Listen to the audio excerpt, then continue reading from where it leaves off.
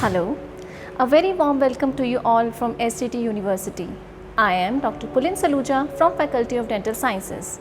Today, we will be learning about a rare, self-limiting, fibro-osseous genetic disease of childhood, that is cherubism. Cherub, an angel as beautiful as the god. A cherub, or known in its plural form as cherubism, is symbolical angelic figure repeatedly mentioned in the Bible. In this picture, which is one of the paintings of the Renaissance period or the period of European culture during the 14th century, we can see little baby angels with wings. These baby angels are actually called cherubs. We can clearly appreciate their chubby cheeks and upwardly gazing eyeballs. So, the term cherubism is used to describe the patient having similar facial features like marked fullness of cheeks and upwardly gazing eyeballs, giving a cherub-like appearance. This is how the term cherubism was evolved. What is cherubism? It is an autosomal dominant benign fibro-osseous lesion of the jaws which cause progressive painless symmetrical expansion of the jaws. The condition was first described by Jones in 1933, who found a family in which 3 to 5 siblings were affected by bilateral cystic jaw lesions associated with fullness of cheeks and upwardly gazing eyeballs with exposure of the rim of the lower sclera.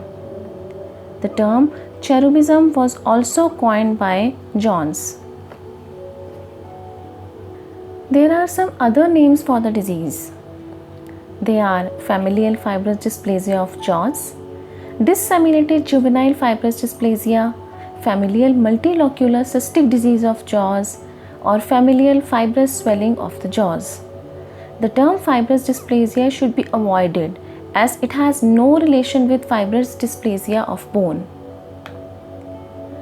Now, when we talk about the genetics behind the cherubism, this cherubism disease is a very rare disease and just 300 cases have been reported so far. It is inherited as an autosomal dominant trait. The mutation in SH3BP2 gene on chromosome 4p16.3 has been identified in 80% of the people with cherubism. In rest of 25% of the cases, genetic cause remains unknown. SH3BP2 gene provides instructions for making a protein, which plays a role in transmitting chemical signals within the cells which are responsible for bone remodeling and certain immune system cells like macrophages and B lymphocytes. Now, mutation in SH3BP2 gene leads to the overproduction of an overactive version of the protein, which disrupts critical signaling pathways in the cells associated with the maintenance of bone tissue. This overactive protein causes inflammation of the jaw bones and it also triggers the production of osteoclasts, which further causes breakage of the bone tissue while bone remodeling.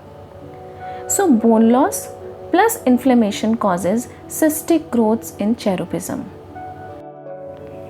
Let's discuss the clinical features of cherubism.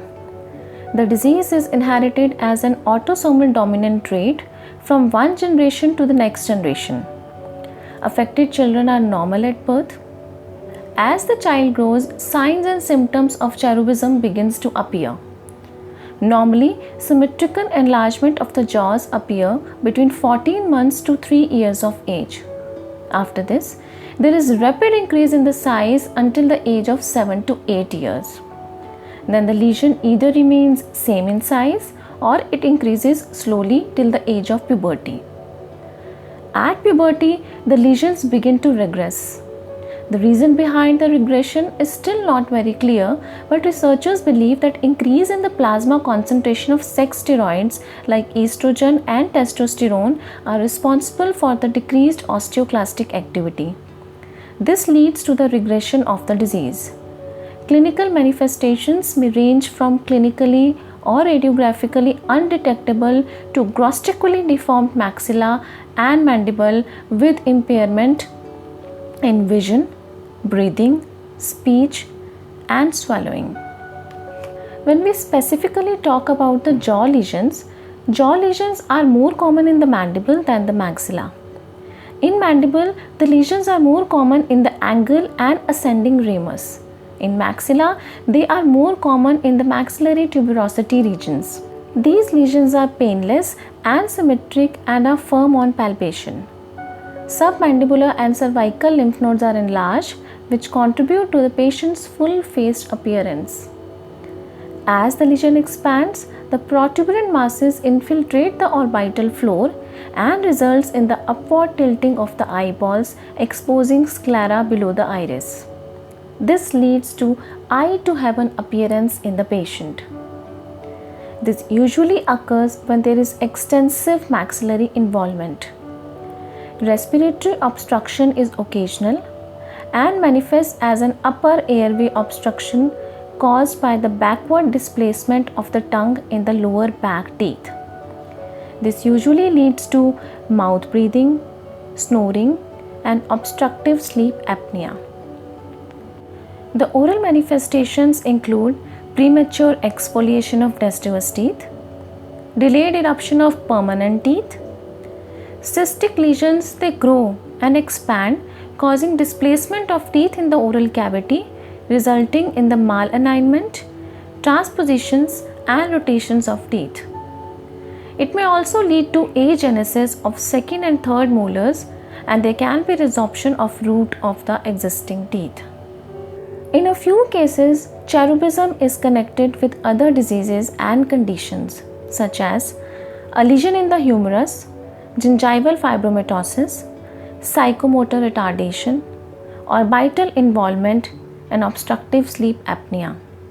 They all together, along with the cherubism, results in Noonan syndrome. There are certain grading systems also which decide the aggressiveness of the disease cherubism.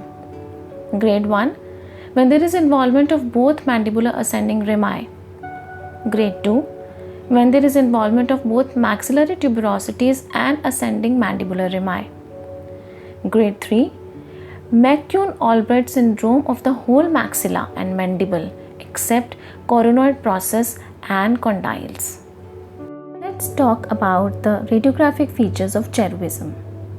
As we have already read, the lesions are bilateral. Most commonly affecting bone is the mandible. Most common area affected in the mandible is ascending ramus. In maxilla, it is maxillary tuberosity. The lesion grows in the anterior direction and extends almost up to the midline. It is characterized by typically multilocular expansile radiolucencies. Early lesions occur in the posterior body of the mandible and ascending rami and sometimes give soap bubble appearance. The presence of numerous unerupted teeth and the destruction of the alveolar bone may displace the teeth, producing a radiographic appearance called as floating tooth appearance, or therefore it is also known as floating tooth syndrome.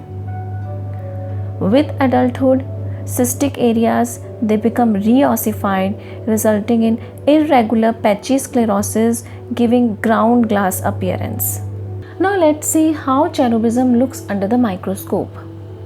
Under the microscope, it reveals numerous multinucleated giant cells in vascular fibrous tissue.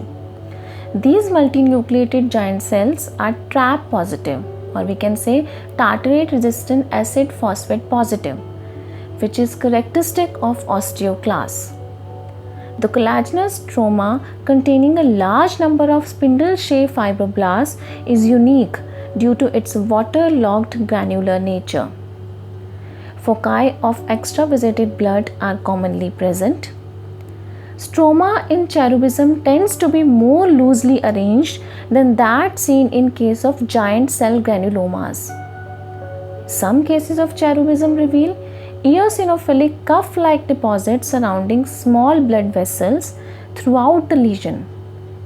This eosinophilic cuffing appears to be specific for cherubism.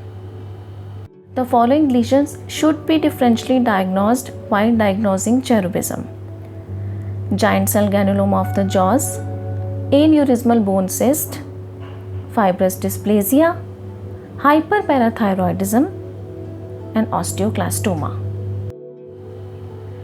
As Laskin in 1985 stated, the treatment of cherubism should be based on the known natural course of the disease and the clinical behavior of the individual case.